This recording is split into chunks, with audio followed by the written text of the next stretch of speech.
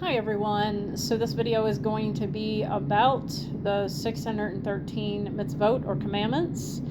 Many believers get very overwhelmed when they hear or learn that yes, we are supposed to keep Yahweh's laws, all of them, not just some of them. We can't throw some of them out and keep some of them. No, we have to observe all of them. And I've explained why, because both covenants walk hand in hand, and I've explained that on other videos.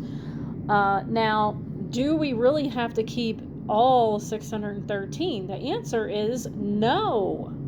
No, because some of those laws do not apply to all of us, okay? So there are some laws that only apply to the males, and there are some laws that only apply to the females. There are some laws that only apply to when we have a temple system. There are some laws that only apply to, for instance, judges that are judging people, okay? So the best thing to do, and this is what I suggest, is that you copy all 613 and at least go over them at least once in the beginning. And I know that's a lot to go through, a lot to sit and look through, but once you've crossed off all of the ones that you know that you are not responsible to keep, like if you're a female, obviously you don't keep the male laws, and if you're a male, obviously you don't keep the female laws, and if you're not appointed as a judge, then you don't need to worry about those, and if you're, we don't have a temple, then you can cross off all those. So by the time you cross all of this stuff off, then what you can do is make yourself another list of the ones that you are responsible for, and then you meditate on those day and night, and until they become ingrained in you. And Yahweh and Yeshua said that they would write those laws on your heart. So eventually, if you're meditating on them day and night, then they're going to become a part of you. And then you're going to automatically know which ones you're responsible for and which ones you are not. Does that make sense? So it's very overwhelming when people hear that we need to keep all of Yahweh's laws, including 600 and some laws, and they're like, really? I got to keep that many? I can never remember that many. I could never remember to keep that many. That's too much. However, if you break it down, it really isn't that overwhelming, and it isn't all that much. So I just wanted to go over that with all of you. When you think about it, we have lots of laws in our land, right? And we are responsible to know them and keep them. And the only people that usually have a more vast knowledge of those laws are people like police officers, judges, lawyers, paralegals maybe, bounty hunters, people like this, right?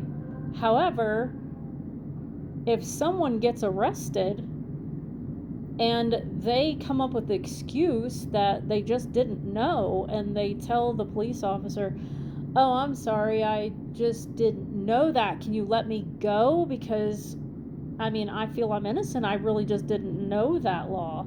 They're going to say that ignorance of the law is no excuse, and unfortunately, you're still going to be arrested, regardless if you knew or not.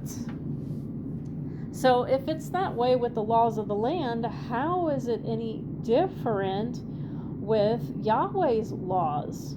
It's not. So yes, we need to keep all of Yahweh's laws that we are responsible to keep, the 10 Commandments, the 613, the ones that apply to you as an individual.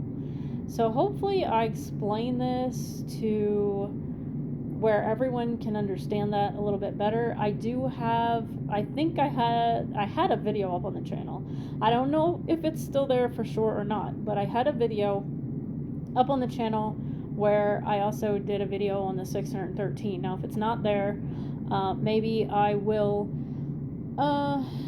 put it back up on the channel It's actually a video explaining, because I wanted to go into this too. It was actually a video I had up, now I remember, explaining why temple sacrifices will return in the millennial kingdom. That's what it was. That's what it was on. I might have also done a video on the 613. However, if it is not up there, I think I will put that back up there on the channel. Eventually, I will go back over that, because much to the disbelief of a lot of believers today, they don't understand that sacrificing will return during the millennial kingdom. And it's not because Yeshua was not the final sacrifice.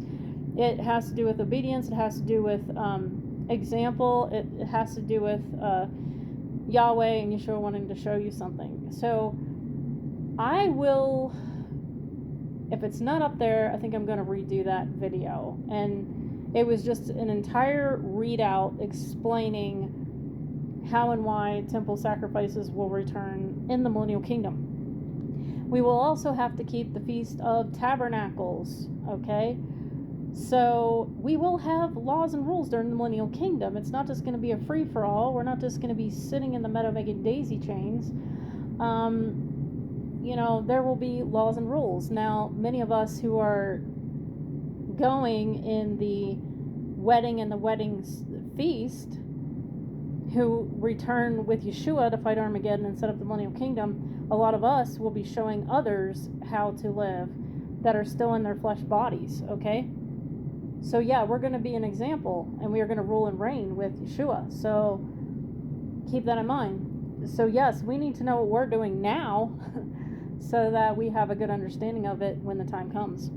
So I hope this video helps a lot of people, and I will be back on soon with another topic.